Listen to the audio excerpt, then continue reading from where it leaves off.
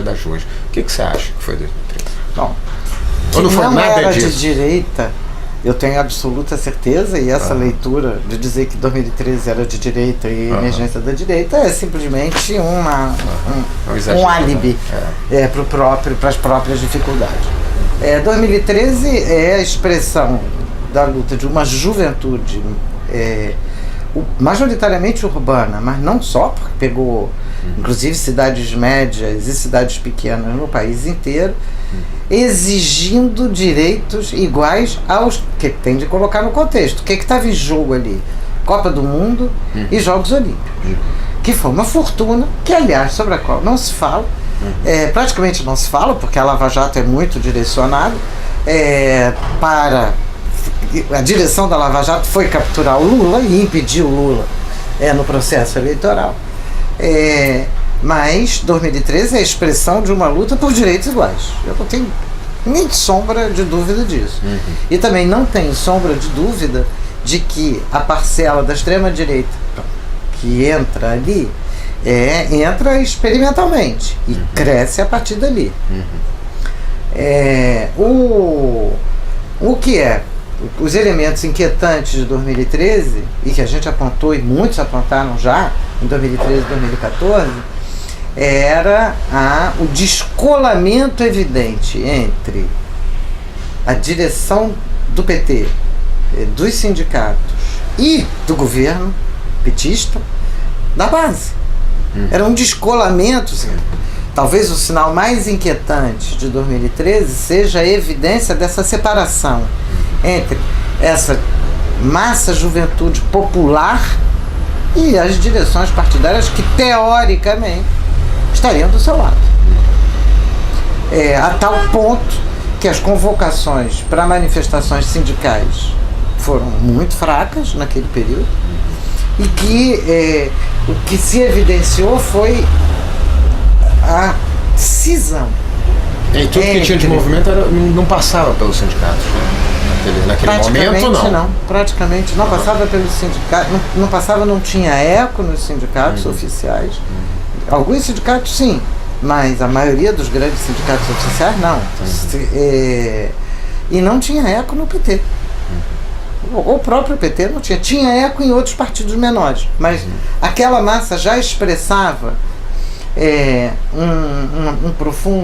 uma profunda descrença nos partidos. Que não é, e a descrença nos partidos era em boa medida uma descrença no PT. Isso é uma coisa muito inquietante, porque significa que aqueles que seriam nomeadamente o alvo da política do PT não se reconheciam naquela política. Isso é algo de grave,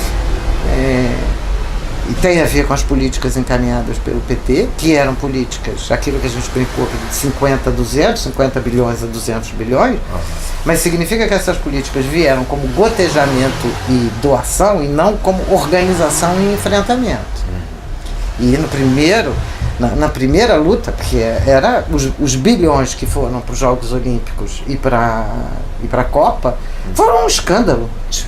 Foram realmente um escândalo. Aquela cisão, na cisão entre o PT e sua base que uma parcela da direita pode tentar avançar. Isso não garante que ela vá avançar, mas ela vai tentar avançar ali. E 2013 expressa isso, a meu juízo. Principalmente esse afastamento entre as estruturas organizativas tradicionais nas quais se constituía o PT e a emergência de uma massa, nesse caso jovem, mas não só jovem, uma massa de população que nem mais tinha vínculo com essas entidades. E que essas entidades simplesmente se despreocuparam de construir os vínculos. E deixou um flanco amplamente aberto. Né? Exatamente. Então, tem luta. É progressiva a luta. Não tem dúvida disso. E não tem dúvida que vai voltar e vai ter mais. Mas também não tenho dúvida de que essa ruptura com o PT foi a parte mais inquietante e a impossibilidade, tanto do PT quanto tristemente, da CUT, de se recolocar dentro da classe trabalhadora real e não dentro de uma classe trabalhadora idealizada ou que tinha existido há 30 anos atrás. A extrema-direita se aproveita, vem com recurso, inclusive dos Estados Unidos, mas vem com apoio aqui dentro.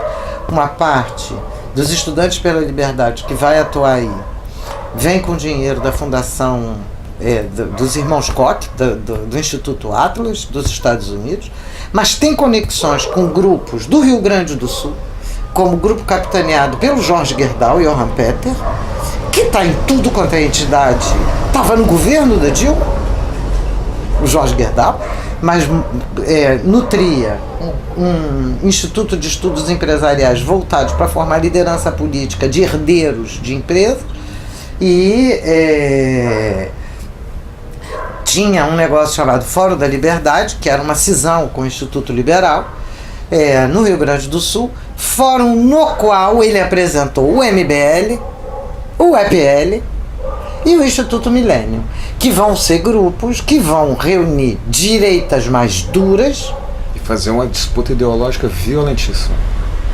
Que o MBL é hoje uma das organizações de hoje que tem mais seguidores no Facebook, 3 milhões de seguidores. Pois é, então você tem aí uma conexão tanto internacional com os Estados Unidos, que eles foram formados lá, quanto internamente com um setor claramente perceptível da mega burguesia, e esse setor não vai ter problema de se aproximar dessa burguesia média e grande proto-fascista. Sim. Então é luta. Eles não têm como direcionar tudo, mas eles têm muito recurso. E eles mandaram, eles contrataram. Tinha gente ali, evidentemente, contratada para bater. Uns caras bombados, sim, que foram com punho, aquele negócio, punho inglês, com soco inglês e com um pedaço de pau para bater. Então, que não era absolutamente uma tradição das manifestações. A segunda é que, assim, é um reaprendizado das manifestações no Brasil. 2013 trouxe os Black Blocs. A história dos Black Blocs é sempre uma história confusa, porque vai desde a existência real de provocadores até a irritação legítima de setores populares contra símbolos e não contra pessoas, porque nenhum Black Bloc saiu atacando pessoas, enquanto a polícia, essa sim, foi de uma violência brutal, e não dá para esquecer que a polícia perseguiu, no caso do Rio de Janeiro, a polícia perseguiu jovens estudantes de 13, 14, 15 anos, bairro adentro, até Santa Teresa, até a Lapa, até a Glória, perseguiu, foi jogando bomba dentro dos prédios. Assim, uma situação, uma coisa inadmissível, guerra contra a própria população. Isso em 2013. E essa prática continuou na sequência. Isso aí era governo federal PT. Governo estadual Sérgio Cabral. Fortemente amparado pelo PT e pela Rede Globo. Que, aliás, silêncio depois. O Cabral está preso e silêncio das conexões do grande empresariado do Rio de Janeiro com o Sérgio Cabral.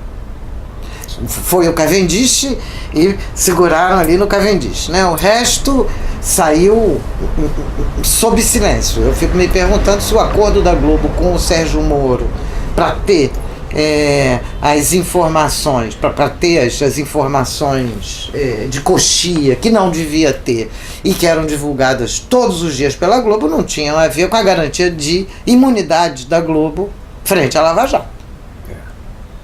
Porque quem viveu no Rio de Janeiro sabe o que foram os acordos da Globo com o governo Sérgio Cabral. Sim. Bom, então, para voltar para as manifestações de 2013, as manifestações de 2013 mostram a emergência de massas populares que não se reconhecem no sistema partidário tal como ele está colocado. Não se reconhece no sistema partidário, no sistema de sindicatos, nas formas de organizações tradicionais. Nos direitos sociais. Eles estavam exigindo os direitos sociais, sim, de igualdade. Mas a reivindicação fundamental era de igualdade.